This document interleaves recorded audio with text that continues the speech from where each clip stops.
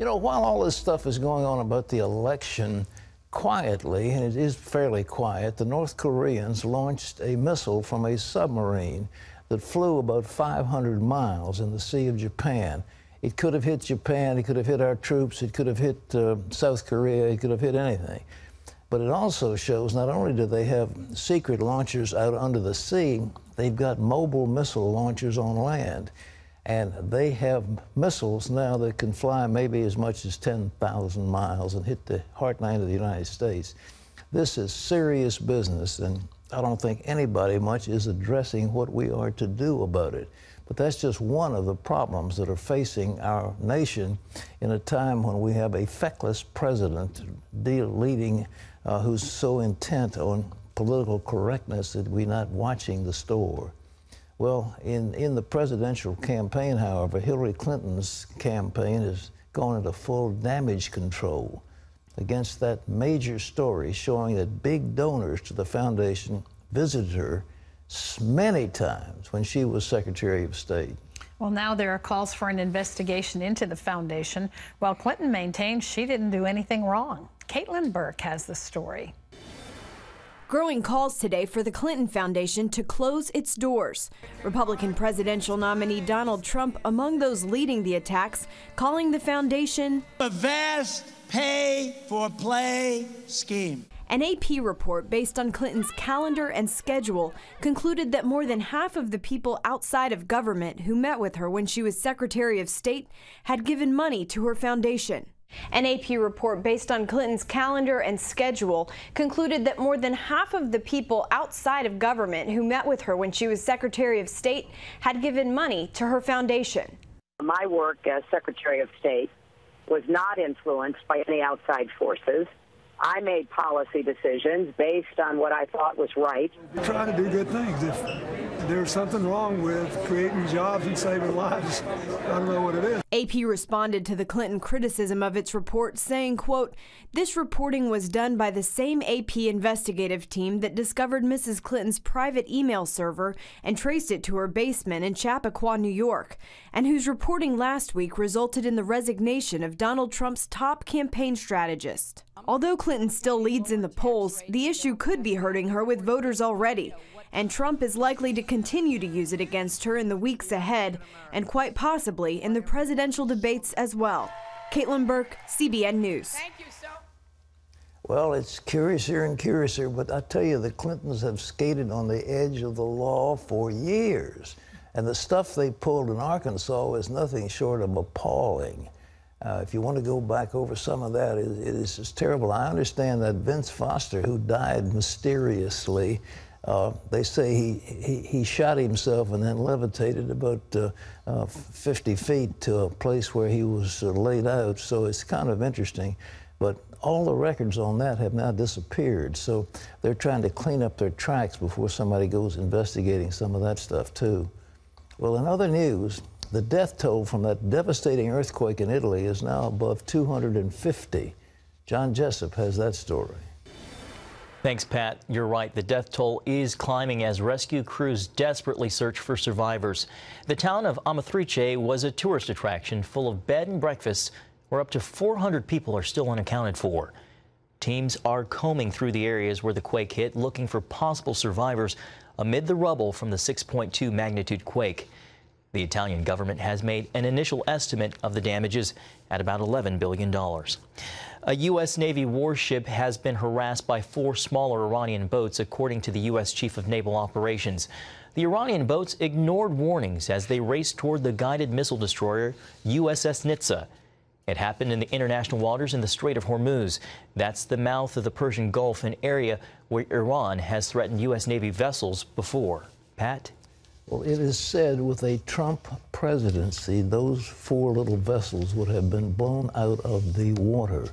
We really cannot allow those little craft to get that close to our major warships because they could plant explosive devices and do a job on them. It's been done before. And to allow that to happen, it's just a provocation. The Iranians just say, well, you're just a toothless tiger, and we're going to just pull your tail and see if you yell. And we didn't.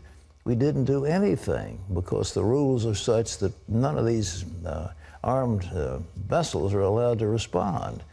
Well, it's time we begin to respond and let the Iranians know they can't get away with it. We've played footsie with them, and they have violated all the agreements they have made, and we have been sold a bill of goods while they rush toward nuclear capability. John? Here at home, in today's family entertainment news, an unforgettable story of triumph over tragedy hits theaters tomorrow. It's based on the real-life story of a young man who beat incredible odds to play college football and earn his bachelor's and master's degrees at the same time. Today, his foundation helps other kids reach their goals. Ephraim Graham sat down with one of the actors who's bringing the story to the big screen. He was a walk-on. Now he's an All-American. Old game footage and old photographs are a sweet reminder of the incredible story of Brandon Burlsworth, the Arkansas Razorback who joined the team as a walk-on and became an All-American.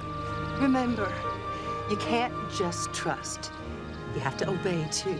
Brandon's faith story is now a film called Greater, inspired by the book written about his life. It was a passion project, for everyone who was involved.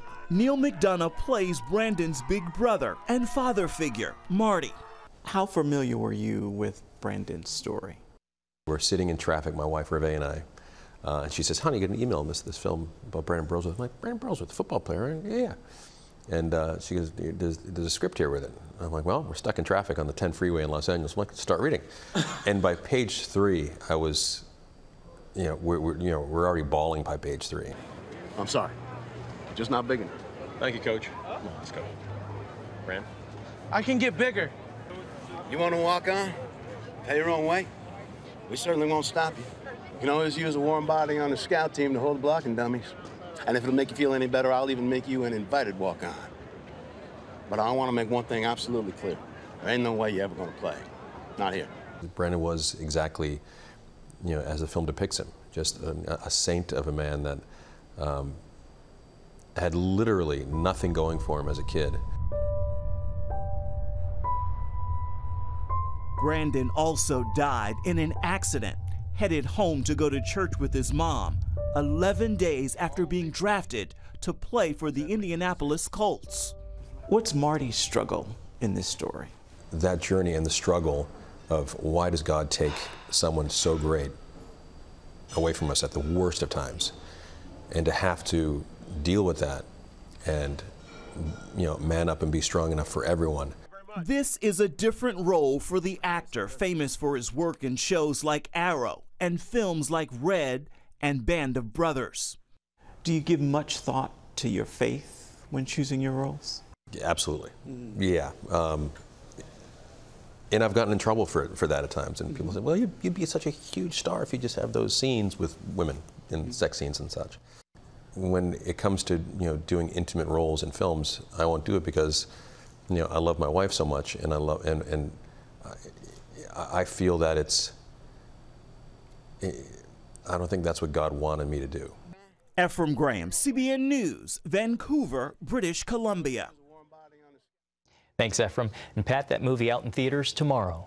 Tomorrow. What a tremendous story about that big guy that they walk on. It's an amazing guy. He became an All-American. A wonderful story. By the way, as you get older, are you happier now, darling? I'm getting there. We're supposed to be happy. You get older, you get happier. You don't sweat the small stuff. That's the idea. And all the things are little. Everything. You don't sweat the little things. So everything's little. And that's what it says.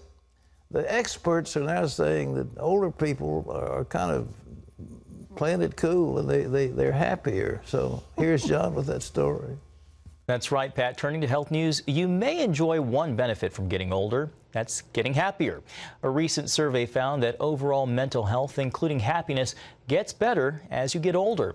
The Los Angeles Times reports the study found people in their 20s were the most stressed, while those in their 90s were the most content.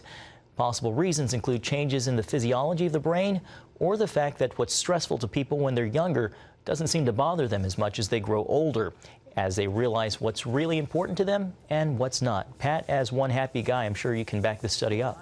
I tell you what, you want to get to dinner with a bunch of the over 80 crowd, and it's all about their last operation. I mean, talk about well, let me tell you what they did to my shoulder. I've got an injection in my knee. That's because the kids are grown and there's nothing else to Nothing talk about. except talk right? about your health. I mean, come on. I mean, happier maybe. And let me tell you the cream I'm taking to take care of the aches and pains. Oh, well, all right. So, well, be happy. I'm happy, just, don't sweat it, stay loose, be happy. We're going to work on that. All right. Okay.